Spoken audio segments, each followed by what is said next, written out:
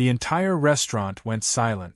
Forks froze in midair, spoons clinked against plates, and every eye turned toward the back corner table. A tall white man stood there, red-faced, pointing his finger at a young black waitress named Jasmine. His voice was so loud that even people walking past outside the windows stopped to look in. "I don't want her touching my food," the man shouted. "Get me someone else. Someone who actually belongs here." Gasps spread around the room. A mother covered her child's ears. A couple in the booth near the window whispered angrily to each other. Jasmine stood frozen, her notepad trembling in her hand. Her lips parted like she wanted to say something, but no words came out. Then, from behind the counter, a calm but firm voice cut through the chaos. "That's enough," said Marcus, the restaurant's owner. Marcus wasn't the type to raise his voice. But when he did speak, people listened. He walked slowly out from behind the counter, wiping his hands on his apron.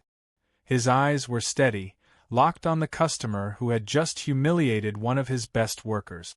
"Sir," Marcus said, standing tall, "in this restaurant we treat people with respect. And if you can't do that—" The man smirked, cutting him off. "Or what? You're going to kick me out? I spend good money here. I don't care about your little rules. I don't want her serving me, and I don't want to see her face."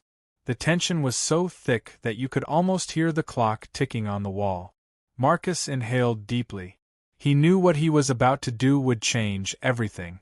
The entire room leaned forward, waiting to see how he would respond. Then Marcus took off his apron, folded it slowly, and laid it across a chair.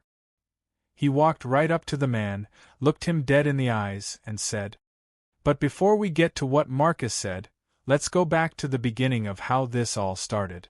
It was a sunny Thursday morning in Atlanta, Georgia. Marcus had opened his soul food restaurant, Harper's Table, at 7 a.m. sharp. The place smelled of fresh biscuits, fried chicken, and hot coffee.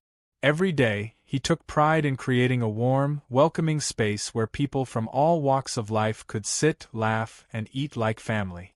Jasmine, the young waitress, was one of Marcus's favorite hires. She was 22, a college student studying nursing, and she worked part-time to help pay her tuition. She was bubbly, polite, and sharp with details, never forgot a single order. Customers often left bigger tips because her smile alone could brighten their day. But that Thursday there was a strange tension in the air. Around noon, the lunch crowd rolled in. Businessmen in suits sat at the bar with laptops open. Families squeezed into booths. A group of construction workers came in, hungry and loud after a long morning shift. The restaurant buzzed with life. That's when the man walked in. He wore an expensive suit, gold watch, and dark sunglasses.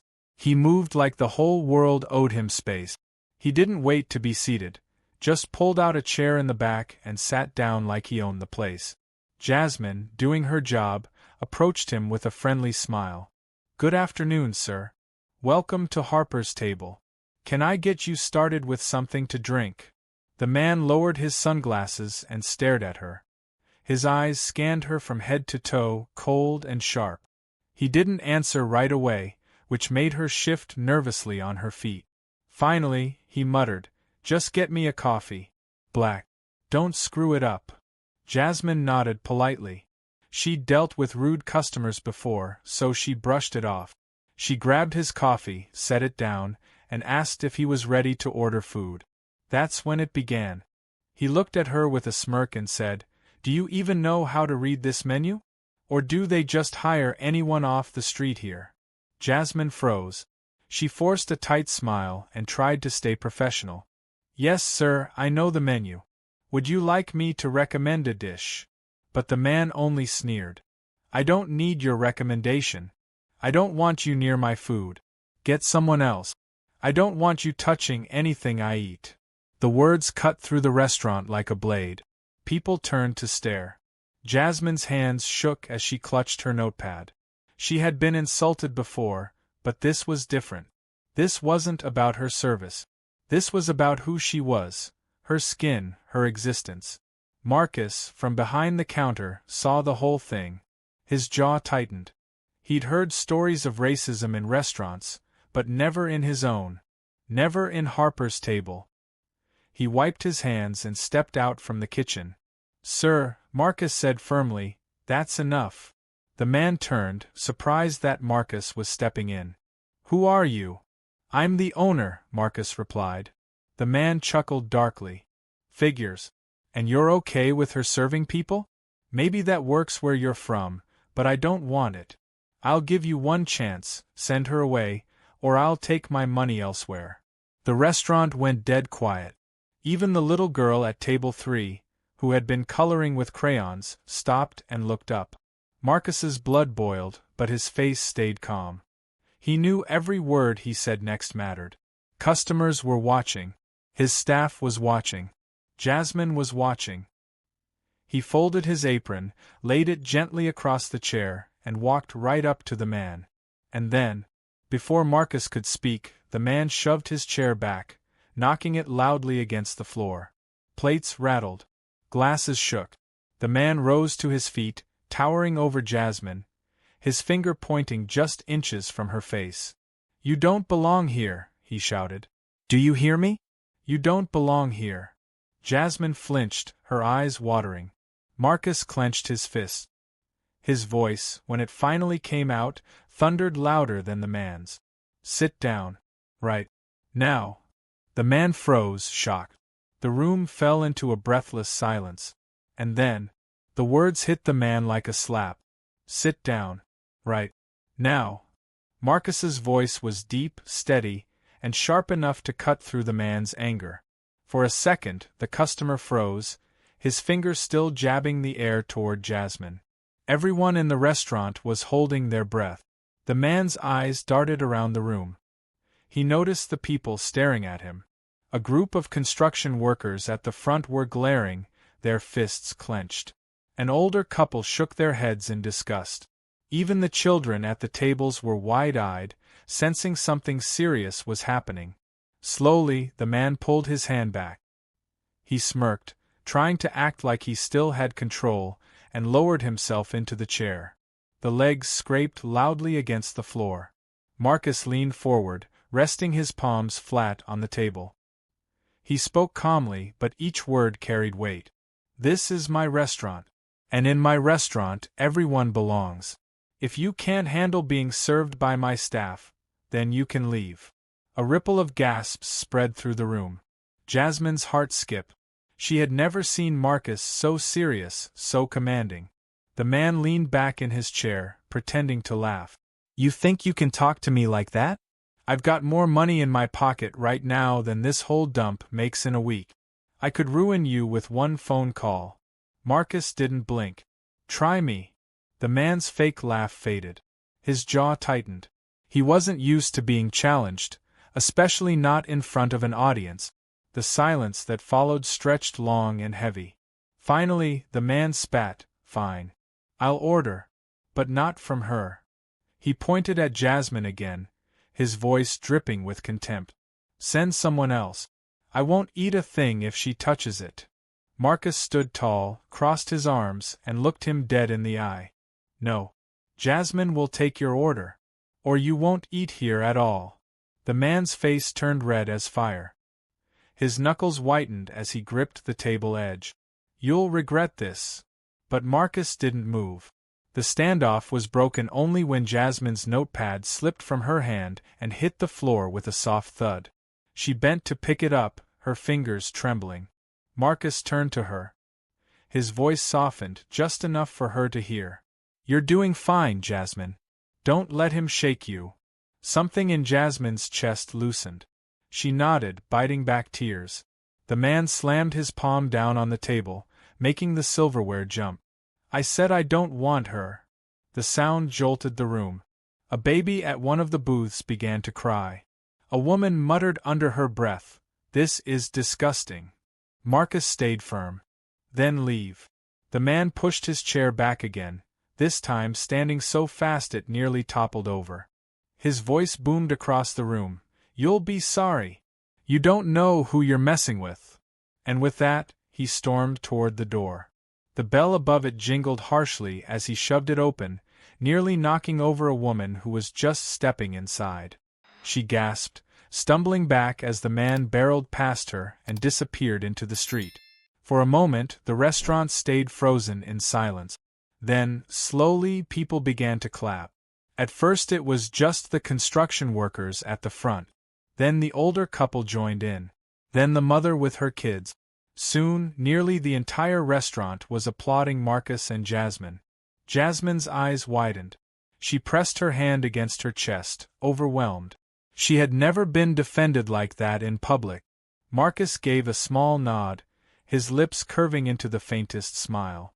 But inside, he was boiling. Because he knew that kind of man rarely just walked away quietly. Trouble had a way of following people like him. For the next hour, the restaurant slowly returned to normal.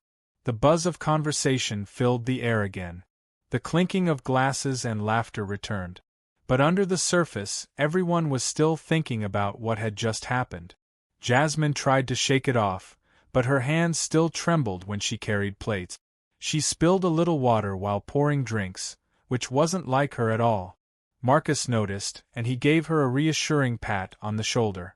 "You did nothing wrong," he told her quietly. She nodded, but her eyes betrayed the doubt she felt. Later, when the lunch rush slowed down, Jasmine stepped outside to take a short break. The cool air hit her face as she leaned against the brick wall of the building. She closed her eyes, trying to calm her racing thoughts.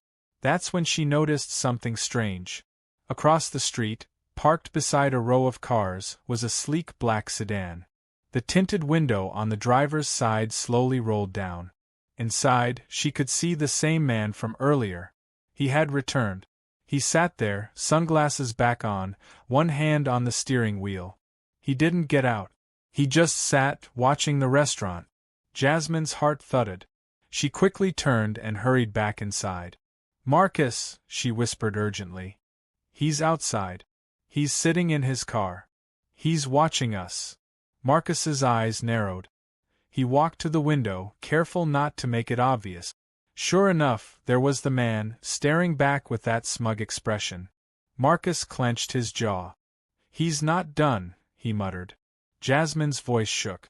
"What does he want?" Marcus didn't answer.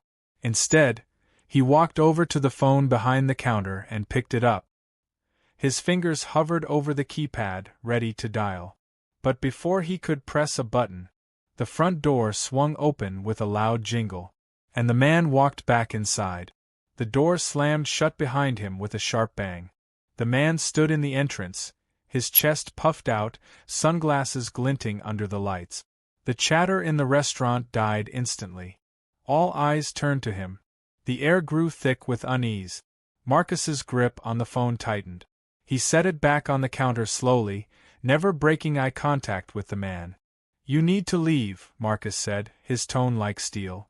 The man smirked, adjusting his cufflinks like he had all the time in the world.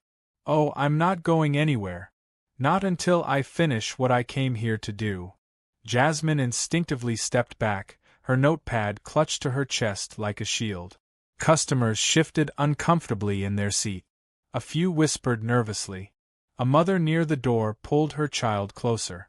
The man walked deeper into the restaurant, each step deliberate, like he wanted everyone to feel his presence. He stopped near the center of the room and looked around. "You all think you witnessed something heroic earlier, don't you?" he sneered. "This owner standing up to me. His little waitress pretending she's untouchable. Well, let me tell you something, people like me don't lose. Ever." Gasps rose from some of the tables. One of the construction workers muttered, "What's his problem?" under his breath. Marcus stepped forward. "You've made your point. Now leave before I call the police." The man chuckled darkly. "Police? Please. I make one call, and they'll be on your side, not mine." Marcus's eyes narrowed. "That's not how it works here." The man tilted his head, smirk still plastered on his face. "You really think this place means something? One complaint, one review, one lawsuit. I can drag you through the mud. I can have the health inspector here tomorrow. I can." "Enough!" Marcus's voice cracked like thunder, stopping him cold.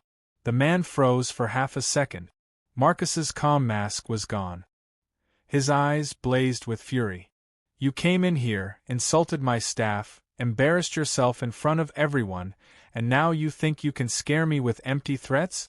Not in my house. Not today. A murmur of agreement rose from the customers. A woman at the window booth clapped once, sharply. The construction workers nodded, their arms crossed, ready for whatever came next. The man's smirk faltered. His eyes darted across the room. He saw the crowd wasn't with him. They were with Marcus. For the first time, he looked cornered. But instead of backing down, his anger spiked. He lunged toward Jasmine, his finger stabbing the air just inches from her face. This is all your fault, he barked. If you had just done as you were told. Before he could finish, Marcus was there. He stepped between the man and Jasmine so fast the man nearly collided with him. Marcus's chest pressed forward, blocking the man completely. You don't touch her, Marcus said, his voice low and dangerous. The man's fists clenched. His face turned beet red. For a second it looked like he might swing. The restaurant gasped in unison. But then, he laughed. A slow, ugly laugh. He stepped back, raising his hands as if to say, Fine, fine. You think you won this round? He sneered. You don't know me. You don't know what I'm capable of. I'll make sure you regret this. He turned, striding toward the door again. His shoes clicked sharply against the tile. The bell jingled as he shoved it open. This time, he didn't leave quietly. As he stepped outside, he pulled a phone from his pocket. Through the window, everyone could see him talking angrily into it, pacing back and forth on the sidewalk. Jasmine's knees wobbled. Marcus, she whispered, he's calling someone. Marcus's eyes followed the man outside, his jaw tight. Yeah, he muttered. And I don't think it's for a cab. The customers started murmuring louder now, unease spreading through the room again. Some parents gathered their kids, preparing to leave. Others stayed, watching to see what would happen next. 5 minutes later, headlights swept across the front windows. A black SUV pulled up, its engine rumbling low. The man outside gestured toward it, still barking into his phone. The SUV doors opened. 2 men stepped out. They were big, broad-shouldered, and dressed in dark suits. They looked around, then started walking toward the restaurant. Gasps filled the room. Jasmine's heart pounded in her chest. Marcus straightened his back, bracing himself. The man outside smirked through the glass. He pointed toward Marcus, then toward Jasmine. The 2 men nodded and pushed the door open. The bell jingled softly this time. The suited men walked in, their presence heavy and intimidating. They scanned the room, then locked eyes with Marcus. Is there a problem here? One of them asked, his voice deep and gravelly. Marcus clenched his fists at his sides, standing his ground. Not unless you're here to cause one. The man's lips curled into a slow smile. Good. Then maybe we should talk. And with that, he pulled out a chair and sat down. The 2 men sat down at a booth near the middle of the restaurant. Their presence changed the air instantly. It wasn't just their size or the sharp black suits. It was the way they looked at everyone, like they owned the room. The first one leaned back casually, his arms stretched across the top of the booth. The second one sat forward, elbows on the table, eyes locked on Marcus. The original customer, the loud, racist man from earlier, strutted in behind them, his smirk wider than ever. He walked past Marcus like he wasn't even there and slid into the booth beside them. Now, the suited man said, folding his hands together, let's clear a few things up. The restaurant was silent except for the faint hiss of the kitchen fryer. Every customer's eyes were glued to the booth. Nobody dared to leave now. Marcus stayed where he was, arms crossed. Clear things up? There's nothing to clear. Your friend came in here, disrespected one of my staff, and I told him to leave. That's it. The suited man chuckled. That's not how he tells it. He nodded toward the racist customer. According to him, you embarrassed him in front of a crowd. You threatened him. That's not good business, is it? Marcus's jaw tightened. You're twisting the truth. The other suited man leaned forward. Doesn't matter. What matters is perception. And right now, his perception is that you humiliated him. That could cause problems for your little restaurant. Gasps spread across a few tables. Jasmine's heart skipped. She edged closer to Marcus, whispering, "What are they doing?" Marcus didn't answer. His eyes never left the men at the booth. The racist customer grinned, enjoying every second. He picked up a fork from the table and tapped it lightly against a glass, letting the metallic sound ring out. "See, Marcus," he said mockingly, "I told you I don't lose. I make a call, and suddenly you've got people you don't want to deal with sitting in your restaurant." Marcus finally spoke. "You're right about one thing. I don't want to deal with you." The customer laughed, throwing his head back. But his allies didn't laugh. They just kept staring at Marcus, their expressions blank but dangerous. The first suited man leaned forward, lowering his voice. "We can make this easy. You let this slide. Your waitress keeps her mouth shut. You apologize to him." He jerked his thumb at the racist customer, and everything goes away. The crowd stirred. Someone whispered, "Apologize? To him?" A woman near the counter shook her head in disbelief. Marcus's eyes blazed. "You want me to apologize to the man who humiliated one of my staff?" "That's right," the suited man said flatly. "You want to keep this business? You want no trouble? Then you'll do the smart thing." Marcus stared at him for a long moment. His chest rose and fell slowly. Then he glanced at Jasmine. Her hands were trembling. She shook her head slightly, whispering, "Don't. Please don't." The racist customer leaned in, grinning like a wolf. "Do it. Say you're sorry. In front of everyone. Show them who's really in charge." The silence that followed was suffocating. Every person in the restaurant leaned forward, waiting. Marcus took one step toward the booth. His voice, when it came, was calm, almost too calm. "You want me to apologize," he said. The racist man grinned wider. "That's right." Marcus leaned closer, his hands on the table. He looked each of them in the eye. "Not in this lifetime." The room erupted in gasps. The racist man slammed his fist on the table. "Wrong answer," he shouted, his face twisting with rage. The suited men stood up instantly, their chairs scraping back. Their sudden movement made customers at nearby tables jump. One of them reached into his jacket. Jasmine screamed. Marcus's eyes went wide. His hand shot up instinctively. "Don't even think about it," he barked. The man froze, his hand hovering inside his jacket pocket.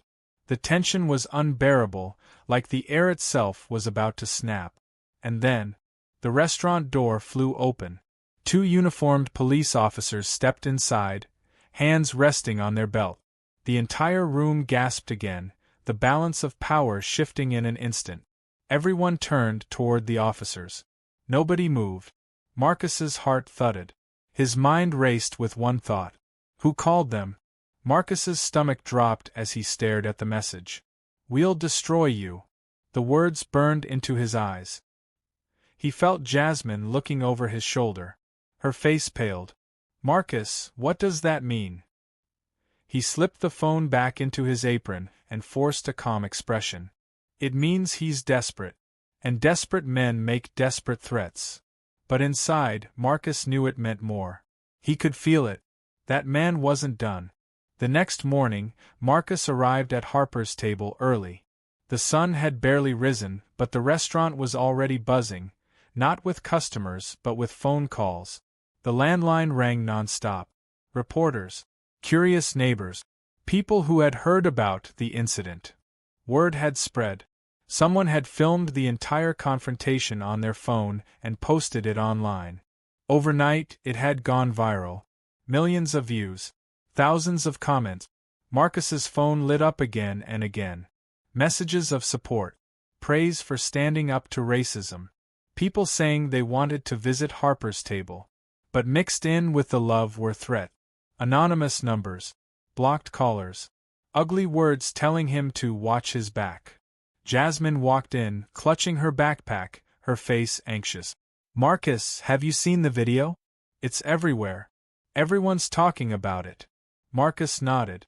I've seen it. She chewed her lip. What if he really does something? What if he tries to shut us down?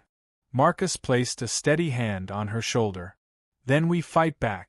The truth is on our side. And now the whole world knows it. By noon, the restaurant was packed. People lined up outside the door. Some held signs that said "We stand with Harper's table." Others wore t-shirts with Jasmine's smiling face printed on them. The story had touched something deep. People wanted to show support. Inside, the energy was electric. Every order came with words of encouragement. Thank you for what you did. You stood up for all of us. Don't let that man win. Jasmine moved from table to table, her nerves melting as strangers hugged her, tipped her generously, and told her how brave she was. For the first time since that awful moment, she felt proud again. Marcus looked around at the crowd, at the laughter, at the applause that broke out whenever new customers entered. His heart swelled. This was what Harper's table was about. Community, family, dignity. But then, just as the dinner rush hit its peak, the restaurant doors swung open again. And there he was, the racist customer. But this time, he wasn't smirking. His suit was wrinkled, his hair disheveled. He looked like he hadn't slept. And behind him, no suited men followed. No backup, just him. The chatter died instantly. Every head turned. Jasmine froze, her tray trembling in her hand. Marcus stepped forward, ready. The man walked slowly to the center of the room. He opened his mouth to speak, but the sound of cameras clicking drowned him out. Because now, dozens of reporters had followed him in. The viral story had drawn them like moths to a flame. They snapped photos, thrust microphones forward, and shouted questions. Sir, are you the man from the video? Do you have a response to the accusations of racism? Are you aware you've been fired from your job? The man's face twisted. What? Marcus blinked. Fired? The reporters pressed harder. Your company released a statement this morning. They said they do not tolerate racism, and you are no longer employed with them. The man's face turned ashen. He staggered, clutching the edge of a table for balance. Murmurs spread across the restaurant. A woman near the counter whispered, "He lost his job." Another customer muttered, "Serves him right." Jasmine's mouth dropped open. Marcus, did you hear that? Marcus crossed his arms. His voice was calm, but loud enough for everyone to hear. Actions have consequences. Maybe now you understand. The man's eyes darted around wildly. He was cornered. Not by Marcus, not by Jasmine, but by the truth, by the community, and by his own actions. He opened his mouth, searching for words. But none came. The weight of humiliation pressed down on him. Cameras flashed. People stared. His power, his threats, his smugness, all gone. Finally, red-faced and trembling, he turned and bolted for the door. The bell above it jingled one last time as he fled into the street. For a heartbeat, the restaurant was silent. Then the place erupted. Cheers. Applause. Laughter. People hugging. Customers standing on their feet, clapping so hard the windows rattled. Jasmine threw her arms around Marcus, tears streaming down her cheeks. You did it, she whispered. You stood up to him, and in the end, he destroyed himself. Marcus smiled, his eyes soft but proud. No, he said gently. We did it. Together.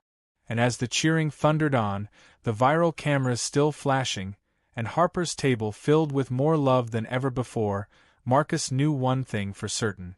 The ending was priceless.